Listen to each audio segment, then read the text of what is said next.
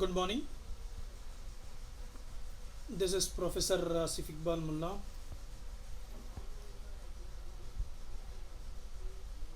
So today our topic of discussion is sequential program model. So in the last two sessions we seen FSM model. Okay, so today we'll see sequential program model. See the sequential program model, the function and processing requirement are executed in sequence here, right? So it is same as conventional procedural programming. Here you can see the program instructions are iterated and executed conditionally, and the data gets transferred through series of operations, right? So clearly if you analyze this sentence, you see this sentence, the sequential program can be executed conditionally, and here the data is gets transferred through series of operation.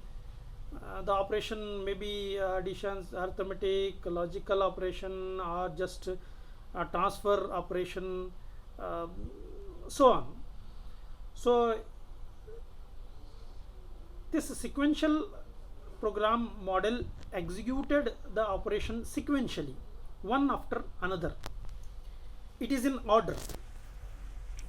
So see here, FSMs are good choice for sequential programming model. But another important tool we use for modeling sequential program is a flowcharts, right? The FSM approach represents states, events, transition, and actions. This is FSM is good. We, you, we utilizing for sequential model, but flowchart is a very good for sequential program, to represent sequential program.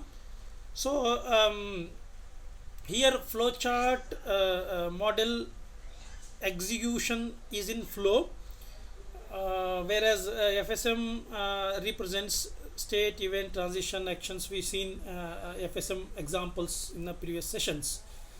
The execution of function in the sequential program model for the seatbelt system is illustrated below here. You see the program. This is a simple sequential program, right?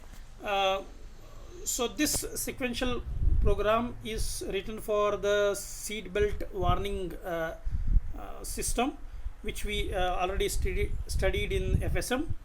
So you can see here in this program we have several functions to perform seat belt warning operation. So initial the main function is, you see, wide seat belt warn, that is wide seat belt warn, right? So this is the main program, right? And so initially we defined here, define on is equal to 1, off is equal to 0, yes is 1, and no is 0. Means no, which wherever we use no, which is nothing but 0, wherever we use yes, which is nothing but 1, wherever we use on, which is nothing but 1, wherever we use off, which is nothing but 0, right? So let's we see this program. So initially when this program started, means when ignition is on, this program is executed. So the first function for this program is wait for a 10-second. So it will wait for a 10-second so that your seat belt should be on, right? Okay. So while waiting for a means after, see, while waiting for a 10-second, right? So so here yeah, so wait for a 10-second. So after waiting for a 10 second, so first it will goes on check whether ignition key is on, right? So still if it is ignition key is on, right, and check for whether seat belt is off, right? If seat belt is off, still you are not put a seat belt after 10 second is over, right? Then your alarm will start here. You see, set timer for 5 second, right? If for example, say if the ignition key is off, which is not on, right? So then there is no execution of this, which we are writing for, which we are writing for setting the alarm. The alarm is not required. And if say ignition is on, again we need to check whether the seat belt is on. If seat belt is on, again we need not to do this alarm operation, right? If it is off, then only we have to do the alarm operation, but that is if seat belt is off, right? So alarm set for a 5 second. Then we have a function start alarm. After that we have to wait for a 5 second. While you are waiting for a 5 second, you need to check whether the seat belt is off. You need to check whether the seat belt is off. You need to check whether the seat belt is off, or you need to check whether the ignition key is off, or you need to check whether the time is expires. If anyone is here happen, see, actually the condition here given is wrong. Actually this is check for ignition key is on, not off, right? So if ignition key is on, right, or if seat belt is off, right, if seat belt is still off, or if timer is expires, then the alarm will stop. In other words, we can say that if check the seat belt is off, ignition key is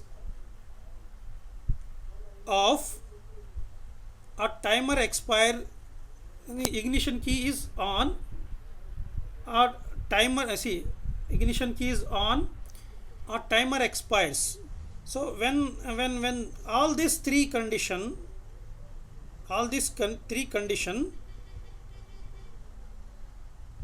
is okay, is correct, means all are true, then the timer will continuously beep. If anyone, it will become here false, right? So the program will come out from this loop and alarm will stop, right? So here condition is you change it, this, the check the ignition key is on, actually it is not a off. So here little mistakes is there in the program, you correct it, okay, right? So the same thing you can observe in a flow chart here. So in a flow chart, that is seat belt warning system.